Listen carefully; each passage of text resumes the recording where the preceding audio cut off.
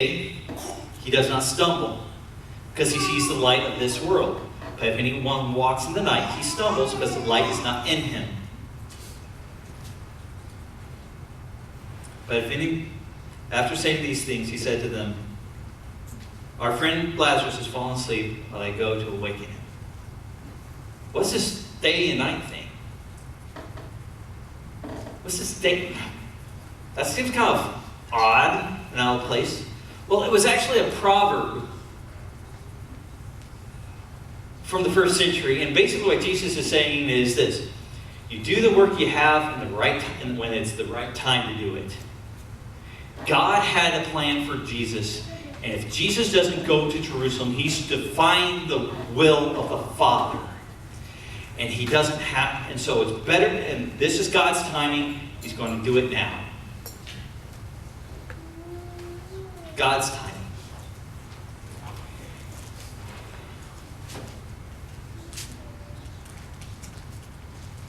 Verse 12, the disciple said to him, "Lord, if he has fallen asleep, he will recover."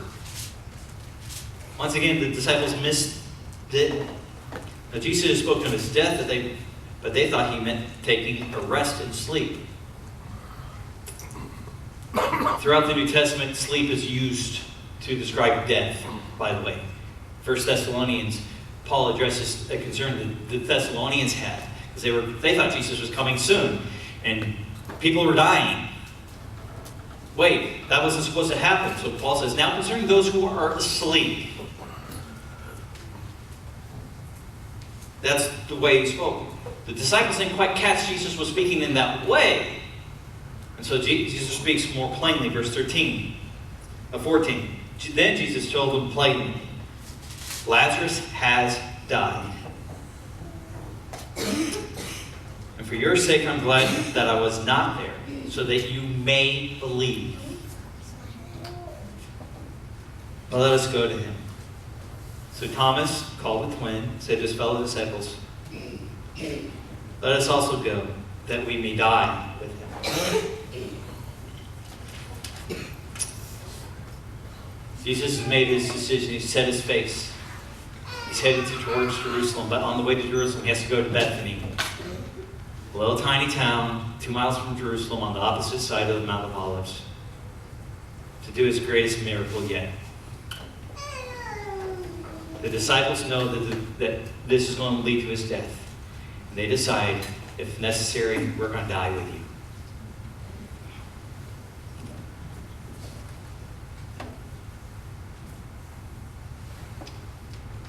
So what about Mary and Martha?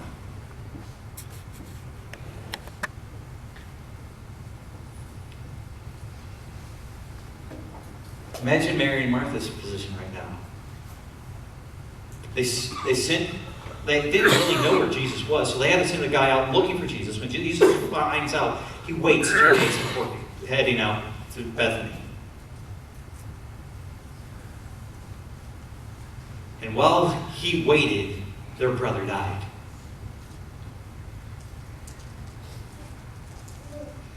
Have you ever prayed and asked God to do something for you, and you waited for the answer, and the very thing you didn't want happened?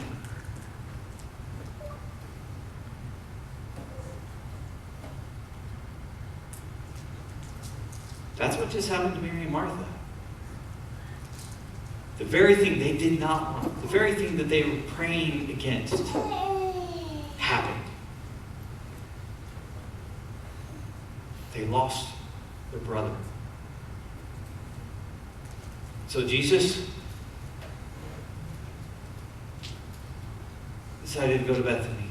And when he was there, he comforted Martha and Mary.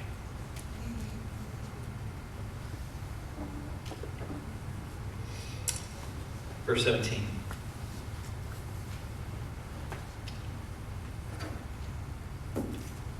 Then when Jesus came, he found that Lazarus had already been in the tomb 4 days. Bethany was near Jerusalem, about 2 miles off. And many of the Jews had come to Martha and Mary to console them concerning their brother. So Jesus arrived in Bethany. There's a lot of theories about how long it took him to travel and with the delay and all that. When he arrived in Bethany, Lazarus had been dead for 4 days. This is going to be important. It has a lot to do with Jewish belief and Jewish practice. But know this. We've seen resurrections in the scriptures before. This one's different. Elijah resurrected the son of the widow of Nain. He died the day he was resurrected. Jesus resurrected Jairus' daughter. She had died hours before, while Jesus was on the way to her. Lazarus had been dead for 4 days. If you're Mary and Martha, this is a pretty bleak situation. This is Jesus, who could have healed your brother, wasn't there. He's been dead for 4 days. Who comes walking in?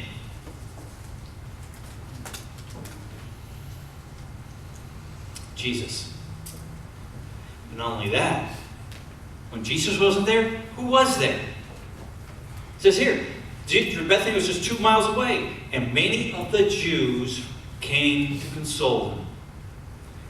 The religious leaders, the ones who are opposed to Jesus, are the ones who are there.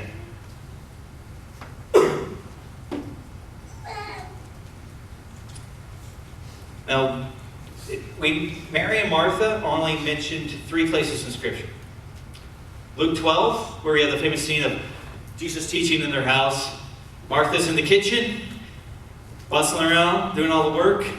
Gets her nose out of joint, because where's Mary? Sitting at Jesus' feet, right? The other time is this. And the third time is in chapter 12, where Mary anoints Jesus' feet and wipes it with her hair. Okay? So that's the only times we hear about this family, in these 3 places. But knowing what we know about Mary and Martha, what's about to happen kind of makes sense, because Martha's the busybody. She's the doer of the family. She's the one that make sure everybody packs 2 pairs of underpants per day for the trip. She's the one that has a toiletry case the size of a rolling suitcase, just in case. And so when Martha finds out, she goes to Jesus.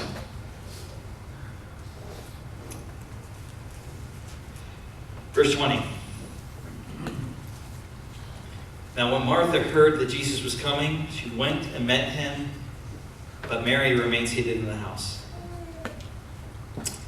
Martha said to Jesus, Lord, if you had been here, my brother would not have died. But even now I know that whatever you ask from God, God will give it to you. So here Jesus is, and he's going to comfort Martha. The first thing out of Martha's mouth is what the rest of us would say. It's a very human reaction. If you had been here, Jesus, this would not have happened.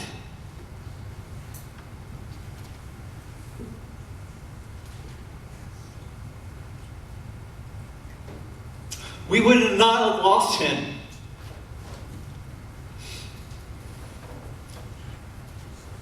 You can almost hear her say, how dare you show up after not being here?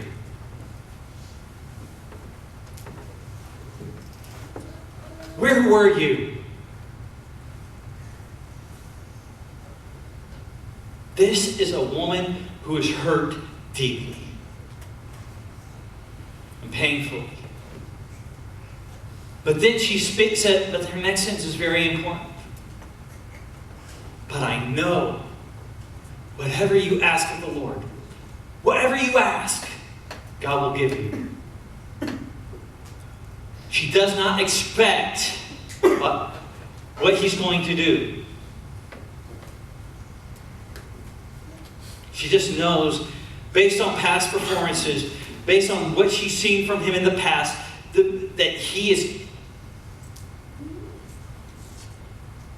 going to receive whatever you ask of God. But based on Jewish belief, she doesn't expect what's going to happen. And Jesus replies to her, verse 23, Jesus said to her, your brother will rise again. Now, very often in these passages, I hear dramatic versions of this. Whenever Jesus speaks in this passage, I hear him speaking with a kind of a Charlton Heston type voice, deep, booming, really authoritative. I don't see Jesus doing that. This is Jesus who wouldn't break a bruised reed. This woman's hurting. He's not saying this in a powerful, authoritative way, but he's saying it softly. Martha, your brother will rise again. And her response is totally in keeping with the Jewish faith of that day. It says, in verse 24, Martha said to him, I know that you will rise again in the resurrection on the last day. On the last day, when this whole mess is fixed, he'll rise in that resurrection. And then Jesus says his fifth I am saying. Jesus said to her, I am the resurrection and the life.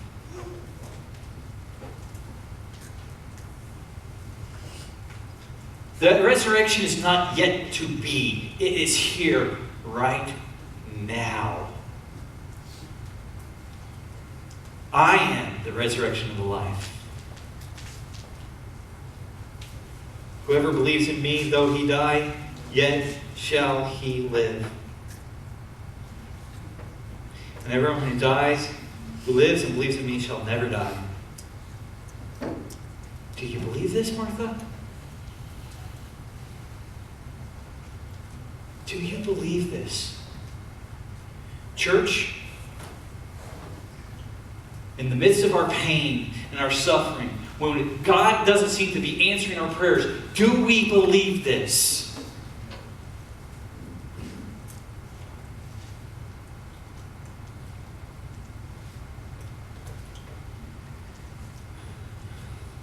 Martha replies, yes, Lord.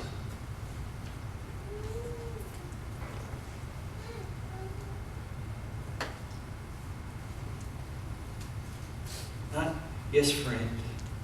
Yes, buddy. Yes. But yes, Lord. Yes, Lord. I believe you are the Christ, the Son of God, who is coming into the world. By the way, that phrase, coming into the world, is an important phrase in the first century. We see it in the book of Romans. We see it in Matthew. We see it throughout the scriptures. And it refers to a ruler taking their authority. In Romans chapter 5, Paul says this, that sin came into the world, and through sin, so did death. Who's ruling the world right now? Sin and death. It's an insurgency. Much like ISIS. They're taking over territory that was never theirs to begin with. And they're ruling with an iron fist and with terror. Sin and death rule this world according to Paul. But Jesus Christ is the Son is the Son of God who is coming into this world. He's going to overthrow sin and death. And the opening salvo is just minutes away. Minutes away. So, after Jesus comforts Martha, Martha goes and gets Mary, and Jesus comforts Mary. Verse 28. When she said this, she went and called her sister Mary, saying in private, "The teacher is here and is calling for you." It's important that, she said this in private. Why did she say it in private? Who else is there? The Jews, the religious leaders are there. What do they want to do to Jesus? They want to stone him. So it's important in Martha's mind that they don't know.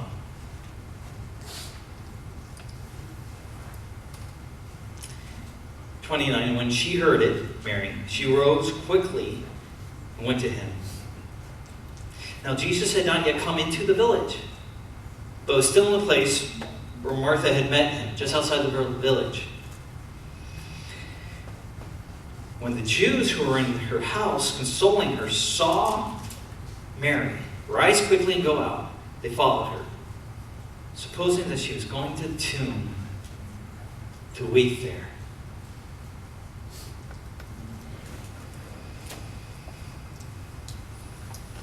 Mary got up to go to Jesus. She went so quickly that the Jews didn't even know what she was doing. They supposed that she was going to the tomb to weep there. Jewish funerals in the day were long, drawn-out affairs. In fact, they even had professional mourners to weep over the dead. You paid people to cry for your loved ones. And so they supposed Mary was going to the tomb to do her obligation and weep over the body of her brother.